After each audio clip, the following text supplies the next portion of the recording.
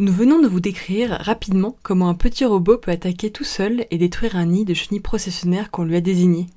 Un tel robot existe, nous lui avons donné un nom, Drocatex.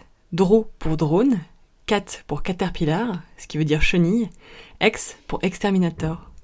Avec des composants du commerce et quelques pièces fabriquées avec une imprimante 3D, nous avons progressivement construit et perfectionné un prototype démonstrateur de Drocatex. Un petit robot d'échenillage qui vole et dont l'automate, maintenant au point, fonctionne très bien.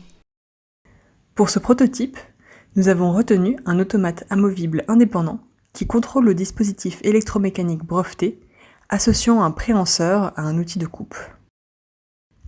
Début 2017, nous avons choisi pour porter cet automate et lui trouver sa cible un drone DJI de Mavic Pro Platinum, à cause de sa forme, de sa petite taille, de sa richesse en capteurs et de son logiciel, accessible par un SDK puissant.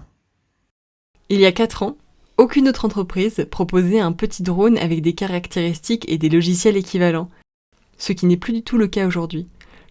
Le Mavic Pro Platinum n'est plus vraiment le drone idéal pour embarquer notre automate, qui est presque aussi lourd que lui. Pourtant, avec ce Mavic, notre prototype de robot vole, mais pas longtemps, et le Mavic souffre beaucoup. Il porte une charge beaucoup trop lourde pour lui, et il devrait voler avec des moteurs plus puissants. Il peut décoller, monter à la verticale et manœuvrer quelques instants. Mais les moteurs du Mavic tournent en permanence en survitesse. Ils deviennent rapidement très chauds, en particulier à l'avant. Le drone est difficilement maniable car les commandes répondent mal, puis plus du tout, et il perd rapidement de l'altitude. La batterie débite un courant trop important et se décharge très vite en perdant 25% de sa charge en 1 minute et demie. Toutes les alarmes de la console de commande s'affolent. Il faut atterrir d'urgence pour éviter de griller les moteurs et l'électronique. Le texte de notre demande de brevet contient en pseudocode une description détaillée du processus à suivre pour que notre robot trouve tout seul sa cible. Mais ce n'est qu'une des méthodes possibles, alors qu'il y en a beaucoup d'autres, et notre demande de brevet n'en fait pas une revendication. Coder ce processus ne sera pas difficile pour un ingénieur de développement qui travaille sur les logiciels de navigation, d'évitement d'obstacles, de désignation et de suivi d'objectifs, destinés à un drone qui lui est familier. Les problèmes à résoudre lui sont déjà connus et résolus d'une ou plusieurs manières, et il dispose de modules logiciels directement utilisables, déjà écrits, testés et validés, qu'il suffit d'assembler autrement. Ce développement pourrait même être un projet passionnant pour une ou un stagiaire. Beaucoup moins facilement, et surtout beaucoup plus lentement, seulement après avoir choisi un autre drone porteur plus puissant, ou au moins son constructeur, et après avoir appris à maîtriser le langage de programmation du SDK qui lui est propre, nous pourrions écrire les lignes de code nécessaires. Mais ajouter un automate amovible indépendant à un drone porteur existant n'est pas du tout la configuration optimale pour Drocatex. Il faut maintenant construire un drone spécialisé qui inclut, dès sa conception, le préhenseur et l'outil de coupe.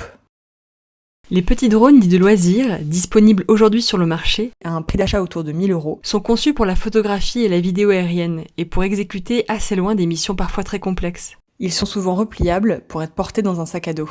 Ils emportent des équipements chers, une caméra à très haute définition, une nacelle stabilisée, un module de navigation lointaine, dont la sophistication est inutile pour simplement trouver un nid de chenille processionnaire, qui n'est qu'une grosse tache blanche, pratiquement immobile, sur un fond sombre très contrasté, une cible très facile à identifier, dans un rayon d'action maximum d'une 50aine de mètres, s'en approcher lentement jusqu'au contact, prendre éventuellement quelques photos, puis revenir au point de départ. Ce n'est pas vraiment compliqué. Dans une application industrielle, en gardant tous les capteurs, le logiciel de pilotage automatique d'un drone existant bien équipé, et en lui ajoutant le contrôle des 3 moteurs de l'automate d'échenillage, on peut concevoir un ensemble homogène, plus compact, plus léger et sensiblement moins cher, avec une seule batterie positionnée très en arrière, pas de contrepoids, ni de boîtier électronique supplémentaire. On pourrait probablement utiliser comme base, avec une motorisation plus puissante, un châssis non répliable déjà existant, peut être renforcé et allongé, puis spécialement protégé, avec par exemple une solide cage à hélice. Toutes les sociétés qui aujourd'hui construisent et vendent des drones à 4 rotors disposent de produits et de logiciels pouvant servir de base au développement d'un tel robot, et de toutes les compétences et ressources nécessaires pour l'industrialiser et le commercialiser. Encore plus important, pour les sociétés qui se développent dans les nouvelles utilisations d'un drone, le robot Drocatext peut ouvrir une nouvelle niche mondiale dans leur core business avec une application originale unique, personnalisée, tailor-made, dont le potentiel de vente pourrait exploser leur chiffre d'affaires. Rien qu'en France, les utilisateurs potentiels principaux, les entreprises d'entretien d'espaces verts, l'Office national des forêts et les mairies se comptent par dizaines de milliers. Dès qu'il sera disponible, ils achèteront cet outil qui leur coûtera moins cher qu'une de leurs tondeuses à gazon.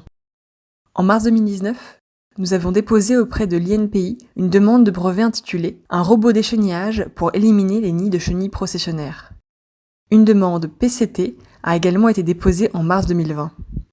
La demande initiale a été publiée en France en septembre 2020, avec un rapport de recherche positif pour toutes ces revendications. Et le brevet français a été délivré en février 2021. Mais nous n'avons pas l'intention d'exploiter nous-mêmes notre brevet. Nous cherchons des partenaires pour l'industrialiser et le commercialiser, en concrétisant sa cession sous une forme à discuter à une entreprise française ou internationale. Si vous êtes intéressé, écrivez-nous à l'adresse mail suivante: robot-master@drocatext.com et nous prendrons contact avec vous.